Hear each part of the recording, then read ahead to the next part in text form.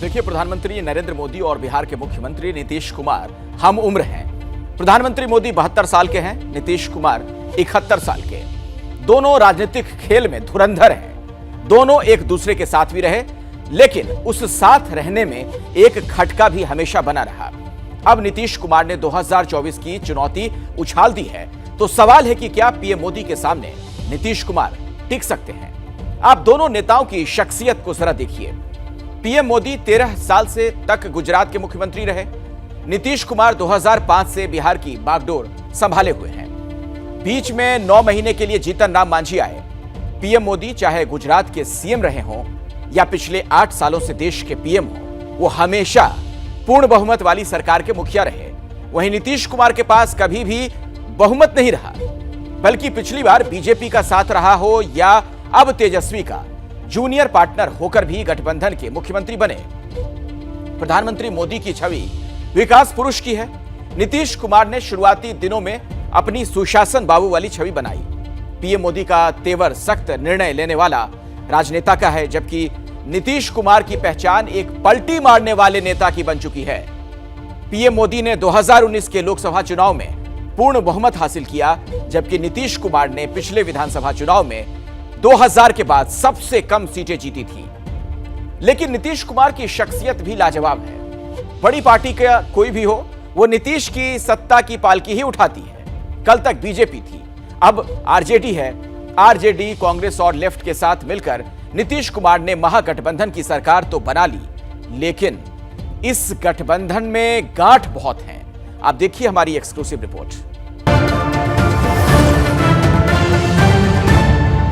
कैसन ठगवा नीतीश कुमार, ठगला बिहार की बाहर नीतीश कुमार नहीं, बिहार में बार पलटू चाचा की सरकार बा। तेजस्वी के चरणों में आया प्रधानमंत्री बनने के लिए न हो कैसन ठगवा नीतीश कुमार। अमृत है, उसके बिना भगवान सत्यनारायण की कथा पूर्ण नहीं होगी।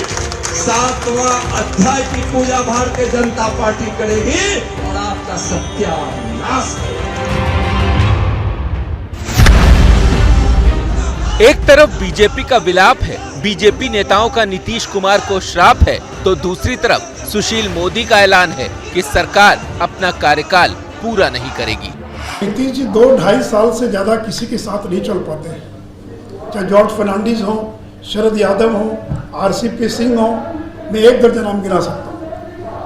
तो मैं कोई भविष्य वक्ता तो नहीं हूँ, लेकिन ये सरकार 2025 पूरा नहीं करेगी, ये मेरा पूरा विश्वास है। सुशील मोदी वो शख्स हैं जो नीतीश के मिजाज को भी समझते हैं और उनके अंदाज को भी। तभी तो नीतीश कह रहे हैं कि सुशील मोदी होते तो बीजेपी से नाता न टूटता। तो मेरी मित्रता रही है, अब उनको काहे नहीं बनाया? अगर वो बने रहते तो आज ये नौबत नहीं आती। तो क्या 2017 की तरह एक बार फिर पाला बदल हो सकता है? क्या 2025 से पहले महागठबंधन में टकराव शुरू हो सकता है? अभी तो महागठबंधन सरकार का श्री गणेश हुआ है और कलेश शुरू हो गया।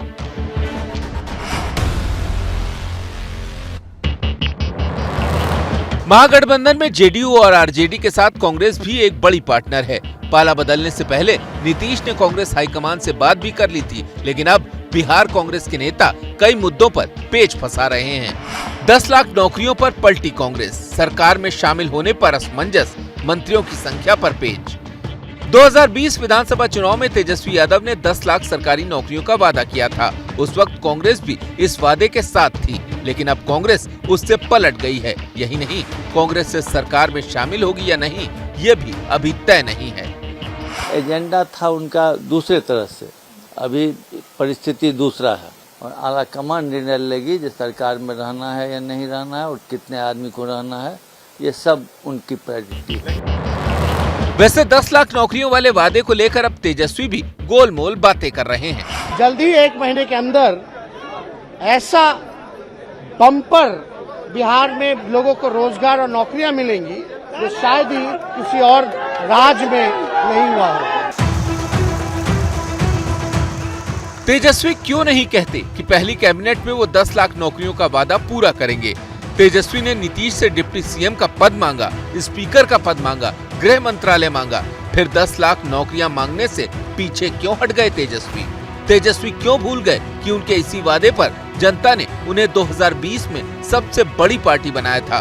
क्या गठबंधन की मजबूरी उन्हें ऐसा करने से रोक रही है? महागठबंधन में शामिल जीतन राम मांझी की पार्टी हमने भी सरकार बनाने के साथ ही झंडा उठा लिया है। हमने मंत्रिमंडल में 2 मंत्री पद की मांग की है। महागठबंधन के लिए समन्वय समिति बनाने की भी मांग रखी है। इसे कह रहे हैं लोग कि 2015 का फॉर्मूला चलेगा, तो 2015 के फॉर्मूला में ऐसा आता है कि भाई हमको 1 मिला था, तो 2015 में हम 1 थे तो 1 मिला था, आज हम 5 हैं तो हम चाहेंगे कि हमको 2 भी मिले।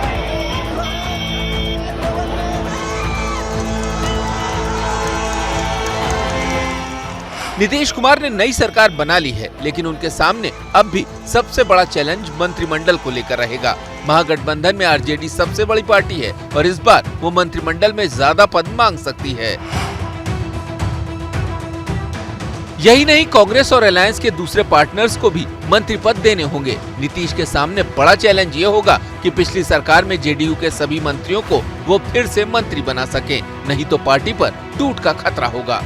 2017 में नीतीश कुमार ने जब महागठबंधन से किनारा किया था तो उसके पीछे वजह थी तेजस्वी पर लगे भ्रष्टाचार के आरोप। पहले सुनिए कि नीतीश ने उस वक्त भ्रष्टाचार पर क्या कहा था।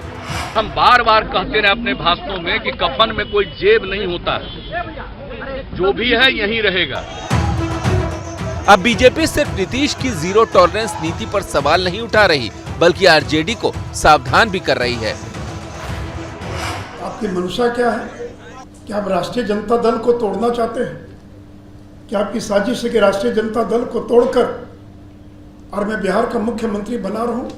लालू जी तो बूढ़े हो गए, बीमार रहते हैं, ये लड़का कब जेल चला जाएगा पता नहीं है, इसलिए ये कल राष्ट्रीय जनता दल को भी धोखा दे सकते हैं। इसलिए राजद के नेताओं को भी और सावधान रहने की आवश्यकता है। नीतीश के सामने अब बड़ा संकट ये होगा कि भ्रष्टाचार के आरोपों में घिरे तेजस्वी को लेकर वो क्या सफाई देंगे। अभी तो ये सरकार की इफ्तिदा है, महागठबंधन में अभी से गांठें दिखने लगी हैं। आगे आगे देखिए होता है क्या। पटना से निधि झा, मनोज्ञा लोईवाल और शशांक के साथ प्रकाश कुमार की रिपोर्ट।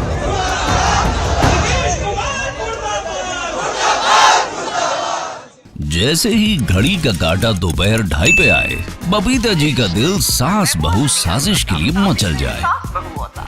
और ये है इनकी बहू, पूरे दिन ऑफिस की टेंशन हो जाए गॉन जब ये करें अपना फेवरेट शो फ्री टाइम पे ऑन। इनकी तरह आप भी देखिए अपना फेवरेट शो अपने टाइम पर और डाउनलोड कीजिए एबीपी लाइव ऐप अपने स्मार्ट टीवी पर।